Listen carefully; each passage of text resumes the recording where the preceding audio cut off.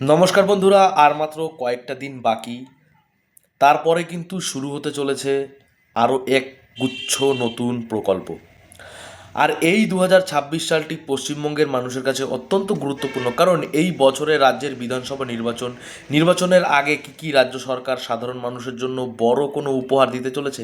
লক্ষ্মীর ভাণ্ডারের টাকা কি আরও বাড়বে? সরকারি কর্মচারীরা কি নতুন বছরে বকেয়া ডিএ পেতে চলেছে? আজকের এই ভিডিওতে কিন্তু আমরা এই সমস্ত সম্ভাবনা নিয়ে আলোচনা করব। তো বর্তমানে পশ্চিমবঙ্গের সবথেকে জনপ্রিয় প্রকল্প হলো লক্ষ্মীর ভাণ্ডার।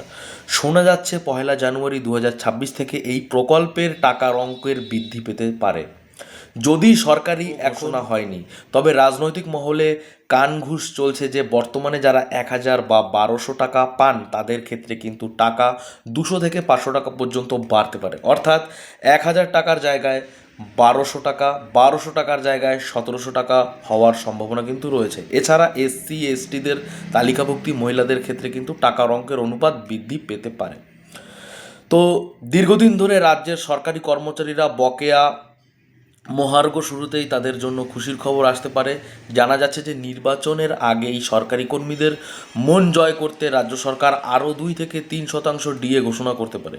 কেন্দ্রীয় হার ডিএ দেওয়ার ক্ষেত্রে আদালতের নির্দেশের পর রাজ্য সরকারের পদক্ষেপ অত্যন্ত তাৎপর্যপূর্ণ হতে পারে। 2026-এর বিধানসভা নির্বাচনকে পাখির চোখ করে মমতা বন্দ্যোপাধ্যায় সরকার পুনরায় মানুষের জনসমর্থন পাওয়ার লক্ষ্যে একই জনকল্যাণমুখী প্রকল্পগুলির আরও জোর দিতে চাইছে।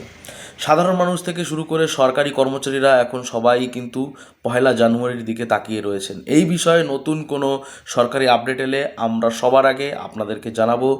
আর এই ভিডিওটি ভালো লাগলে লাইক দিন এবং শেয়ার করে সবাইকে খবরটি জানতে সাহায্য করুন। আপনি কি মনে করেন টাকা বাড়ানো কি উচিত? আপনার মতামত কমেন্টে জানাতে একদমই ভুলবেন না।